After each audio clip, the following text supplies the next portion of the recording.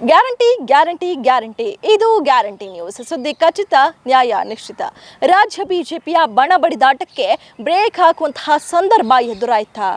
ಧರ್ಮೇಂದ್ರ ಪ್ರಧಾನ್ ಅವರ ಪಾಠದಿಂದ ರಾಜ್ಯ ಬಿಜೆಪಿ ನಾಯಕರು ಈ ಒಂದು ಈಗೋ, ಪ್ರತಿಷ್ಠೆ, ಭಿನ್ನಾಭಿಪ್ರಾಯಗಳನ್ನು ದೂರ ಮಾಡ್ತಾರಾ? ಹೌದು, ಈಗಾಗಲೇ ನಾಳೆ ನಾಡಿದ್ದು ಅಂದರೆ 18, 19ರಂದು ರಾಜ್ಯ ಬಿಜೆಪಿಯ ಚಿಂತನಾ ಶಿಬಿರ ಇದೆ. ಈ ಒಂದು ಶಿಬಿರದಲ್ಲಿ ರಾಜ್ಯ ಬಿಜೆಪಿಯ ಶಾಸಕರು, ಸಂಸದರು, ವಿಧಾನ ಪರಿಷತ್ ಸದಸ್ಯರು ಎಲ್ಲರೂ ಕೂಡ ಭಾಗಿಯಾಗ್ತಾರೆ.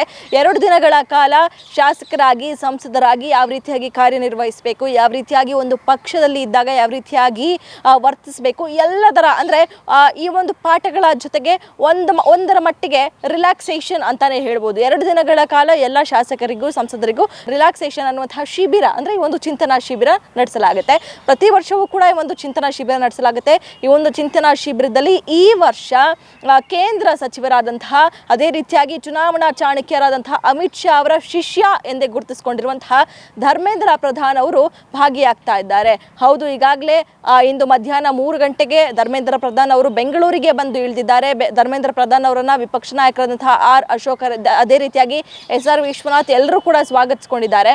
ಇದೀಗ ನಾಳೆ ನಾಡಿದ್ದು ನಡೆಯುವಂತಹ 2 ದಿನಗಳ ಚಿಂತನಾ ಶಿಬಿರದಲ್ಲಿ ಧರ್ಮೇಂದ್ರ ಪ್ರಧಾನ್ ಅವರ ಜೊತೆಗೆ ಸಾಥ್ ನೀಡೋದಕ್ಕೆ ರಾಷ್ಟ್ರೀಯ ಸಂಘಟನಾ ಕಾರ್ಯದರ್ಶಿಯಾದಂತಹ BL ಸಂತೋಷ್ ಅವರು ಕೂಡ ಭಾಗಿಯಾಗ್ತಾ ಇದ್ದಾರೆ. ಹೌದು, ಇವರಿಬ್ಬರ ಜೊತೆಗೆ ಇದೀಗ ಕೇಂದ್ರ ಸಚಿವರಾದಂತಹ ಪ್ರಹ್ಲಾದ್ ಜೋಶಿ ಅವರ ಉಪಸ್ಥಿತಿ ಕೂಡ ಇರುತ್ತೆ. ಸೊ ಹೀಗಾಗಿ ಅಂದರೆ BL ಸಂತೋಷ್, ಅದೇ ರೀತಿಯಾಗಿ ಧರ್ಮೇಂದ್ರ ಪ್ರಧಾನ್ ಅವರ ನೇತೃತ್ವದಲ್ಲಿ ಈ ಒಂದು ನಡೆಯುವಂತಹ ಶಿಬಿರ, ಈ ಒಂದು ಶಿಬಿರದಲ್ಲಿ ರಾಜ್ಯ ಬಿಜೆಪಿ ನಾಯಕರ ವರ್ತನೆಗಳು ಯಾವ ರೀತಿಯಾಗಿದೆ, ರಾಜ್ಯ ಬಿಜೆಪಿ ನಾಯಕರ ಈಗೋ, ಭಿನ್ನಾಭಿಪ್ರಾಯ, ಗೊಂದಲಗಳು, ಅಂದರೆ ಈ ಒಂದು ಬಣಬಡಿದಾಟ, ಪ್ರತಿಷ್ಠೆಯಿಂದಲೇ ಶುರುವಾದಂತಹ ಬಣಬಡಿದಾಟ, ಈ ಒಂದು ಬಣಬಡಿದಾಟದಿಂದ ಶುರುವಾದಂತಹ ಗೊಂದಲಗಳು, ಇದೆಲ್ಲವನ್ನು ಕೂಡ ಬ್ರೇಕ್ ಹಾಕೋದಕ್ಕೆ ಇದೀಗ ಇವರಿಬ್ಬರು ಮುಂದಾಗ್ತಾ ಇದ್ದಾರೆ ಅಂತಾನೆ ಹೇಳ್ಬೋದು.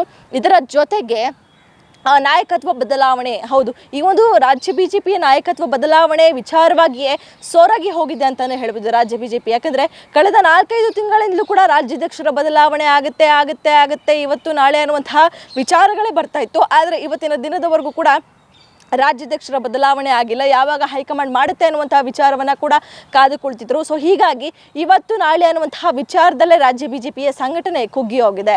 ರಾಜ್ಯ ಬಿಜೆಪಿ ಸಂಘಟನೆ, ಇದರ ಜೊತೆಗೆ ಒಂದು ಬಣಬಡಿದಾಟ ಏನಿತ್ತು, ಎಲ್ಲ ನಾಯಕರು ಕೂಡ ಬಿಜೆಪಿಯಲ್ಲೇ 3-4 ಗುಂಪುಗಳಿದೆ. ಈ ಒಂದು 3-4 ಗುಂಪುಗಳು ರೆಬಲ್ ನಾಯಕರ ತಂಡ ಆಗಿರ್ಬೋದು, ತಟಸ್ಥ ತಂಡ ಆಗಿರ್ಬೋದು, ವಿಜೇಂದ್ರ ಅವರ ಬಣ ಆಗಿರ್ಬೋದು, ಇದೆಲ್ಲ ಬಣಬಡಿದಾಟದಿಂದ ಪಾತಾಳಕ್ಕೆ ಇಳಿದಂತಹ ಬಿಜೆಪಿಯ ಸಂಘಟನೆಯನ್ನು ಮತ್ತೆ ಮೇಲೆತ್ತೋದಕ್ಕೆ ಇದೀಗ ಧರ್ಮೇಂದ್ರ ಪ್ರಧಾನ್ ಅವರು ಬಂದಿದ್ದಾರೆ ಅನ್ನುವಂತಹ ಮಾಹಿತಿ ಲಭ್ಯವಾಗ್ತಾ ಇರುವಂತು. ಸೊ ಹೀಗಾಗಿ ಇದರ ಜೊತೆಗೆ ಕಾಂಗ್ರೆಸ್ನಲ್ಲೂ ಕೂಡ ನಾಯಕತ್ವದ ಬದಲಾವಣೆ ವಿಚಾರ ಕೇಳಿ ಬರ್ತಾ ಇದೆ.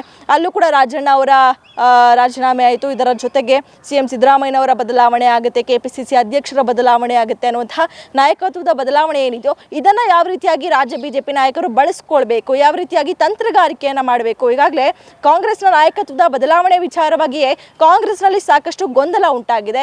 ಆಡಳಿತ ಕೂಡ ಅಷ್ಟಾಗಿ ಇಲ್ಲ. ಸೊ ಹೀಗಾಗಿ ಇದನ್ನು ಯಾವ ರೀತಿಯಾಗಿ ಅಸ್ತ್ರವನ್ನಾಗಿ ಪರಿಗಣಿಸಬೇಕು. ಇದರ ಜೊತೆಗೆ ಕಾಂಗ್ರೆಸ್ ಎಲ್ಲೋ ಒಂದು ಕಡೆ ಹಿಂದುತ್ವ ಅನ್ನೋದನ್ನ, ಹಿಂದೂ ಕಾರ್ಯಕರ್ತರನ್ನು ಟಾರ್ಗೆಟ್ ಮಾಡ್ತಿದ್ಯಾ ಅನ್ನುವಂತಹ ಅನುಮಾನ ರಾಜ್ಯದಲ್ಲಿ ಎಲ್ಲರಿಗೂ ಕೂಡ ಇರುವಂಥದ್ದು. ಅಂದರೆ ಧರ್ಮಸ್ಥಳ ವಿಚಾರ ಆಗಿರ್ಬೋದು, ದಸರಾ ಉದ್ಘಾಟನೆ ವಿಚಾರ ಆಗಿರ್ಬೋದು, ಗಲಾಟೆ ವಿಚಾರ ಆಗಿರ್ಬೋದು, ಎಲ್ಲ ವಿಚಾರದಲ್ಲೂ ಕೂಡ ಹಿಂದೂಗಳದ್ದೇ ತಪ್ಪು ಅನ್ನುವಂತಹ ಬಿಂಬಿಸೋದಕ್ಕೆ ಕಾಂಗ್ರೆಸ್ ಮುಂದಾಗ್ತಾ ಇರುವಂಥದ್ದು. ಸೊ ಹೀಗಾಗಿ ಈ ಒಂದು ಟಾರ್ಗೆಟನ್ನು, ಈ ಒಂದು ಹಿಂದುತ್ವ ಅನ್ನುವಂತಹ ಅಸ್ತ್ರವನ್ನು ಯಾವ ರೀತಿಯಾಗಿ ಬಳಸ್ಕೊಳ್ಬೇಕು. ಈಗಾಗಲೇ ಬಿಜೆಪಿಯ ಅಜೆಂಡಾ ಅಂತ ನೋಡೋದಾದ್ರೆ ನಾವು ಹಿಂದುತ್ವನೇ. ಸೊ ಹೀಗಾಗಿ ಈ ಒಂದು ಹಿಂದುತ್ವ ಅನ್ನುವಂತಹ ಅಸ್ತ್ರವನ್ನು ಯಾವ ರೀತಿಯಾಗಿ ಬ್ರಹ್ಮಾಸ್ತ್ರ ಮಾಡ್ಕೊಳ್ಬೇಕು, ಈ ಒಂದು ತಂತ್ರಗಾರಿಕೆಯನ್ನು ಯಾವ ರೀತಿಯಾಗಿ ರೂಪಿಸಬೇಕು ಅನ್ನುವಂತಹ ಎಲ್ಲ ಪಾಠ ಕೂಡ 2 ದಿನಗಳ ಕಾಲ ಬಿಜೆಪಿ ನಾಯಕರಿಗೆ ಧರ್ಮೇಂದ್ರ ಪ್ರಧಾನ್ ಅವರು ಮಾಡ್ತಿದ್ದಾರೆ. ಹೌದು, 2 ದಿನಗಳ ಕಾಲ ನಡೆಯುವಂತಹ ಈ ಒಂದು ಖಾಸಗಿ ರೆಸಾರ್ಟ್ನಲ್ಲಿ ನಡೆಯುವಂತಹ ಚಿಂತನಾ ಶಿಬಿರದಲ್ಲಿ ಧರ್ಮೇಂದ್ರ ಪ್ರಧಾನ್ ಅವರು ಈ ಒಂದು ಪಾಠಗಳನ್ನು ಮಾಡ್ತಾ ಇದ್ದಾರೆ. ಜೊತೆಗೆ ಇದಕ್ಕೆ BL ಸಂತೋಷ್ ಅವರು ಕೂಡ ಸಾಥನ್ನು ಕೊಡ್ತಾ ಇದ್ದಾರೆ. ಸಂಘಟನಾ ಕಾರ್ಯದರ್ಶಿ ಮೊದಲೇ